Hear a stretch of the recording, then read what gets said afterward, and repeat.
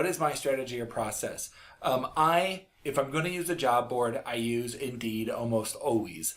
And that's because their search engine optimization is very large, and it means that if I post my job well and somebody does what I expect them to do, they go to Google and they look for, this kind of job and this kind of geography. So maybe they go to Google and they say, recruiter in Chicago. I know that Indeed's results are going to be optimized there. But overall, I'm actually far more likely to not use a job board and to post through social media, specifically Facebook. So we've had a lot of success actually posting jobs on Facebook inside of the news feed. So I don't know that I agree that it works as far as client acquisition. I think, and we can have a whole conversation about that later. But I think that for ads, for job postings, as long as you are careful that you're writing that ad in terms of an actual advertisement, like don't post the job description, that's not an ad, right? What you have to do is speak in terms of what's in it for the candidate. And like Jason said, Indeed and Facebook, I think, are the absolute two best ways to post those. So let me give you guys a little gem. For those of you that are posting jobs, there is something that we do with every job posting that we send. And I'm going to put it up on the screen here for you. I don't need to see your resume. Send me an email to Tricia, and then I do a space at, and I put in my email address. And tell me why you're a fit for this job. All right, so these days a lot of people, especially on social media, imagine I find a job on Facebook. I may be standing in line at a grocery store thumbing through my Facebook while I try not to get frustrated that they're writing a check in the year 2019 for groceries. So I might not be in a situation, like most of the time we spend on social media is actually spent on a mobile device, and extremely few of us keep a resume on a mobile device, which means what I have to do is maybe save the link, try to remember to go back and do this later, and instead I can make it so that they don't need to remember to go back and do this later. They can send me the email right now in the moment should they feel the need.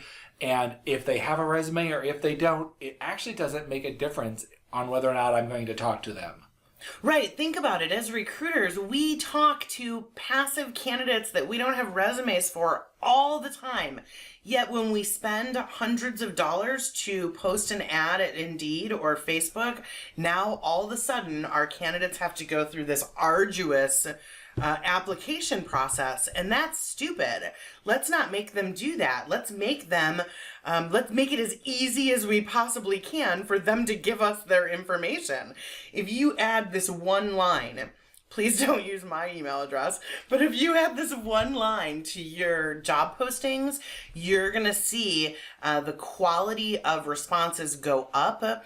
You'll also have people that don't fit that send you an email, just like you have people that don't fit that respond to your job. So there's no way to avoid that, but we have found that this gets people engaged. They respond and say, hey, I'd like to have a conversation with you.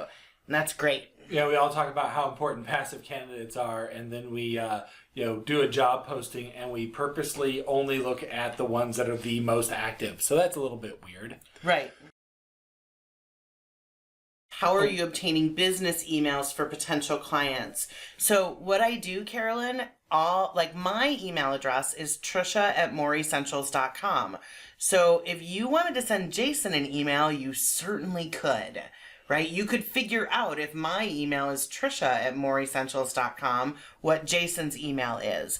And that's typically how I do it. So I go out and I find somebody. Usually I look for at least two people. Like I call that dual phenomenology. I like to know that I have double confirmation that this is appropriate. Because some places like Rocket Reach, for example, may list for me 6 different possible email addresses, but I need to find ideally 2 that are currently in use online somewhere, and then I just follow the pattern. And if the two don't share a pattern, I look for a couple more. But once I've got the pattern, I apply their name to the pattern. If I feel like I can't figure out the pattern, and this is probably the biggest trick, I BCC the other variations. If their name is, Catherine, and I don't know if their email is going to be Catherine at or Kathy at, I'm going to do a BCC there. And I'm going to try to make sure that I am hitting them so that whichever one bounces is the one I don't use the next time, and they've still gotten it either way. Right.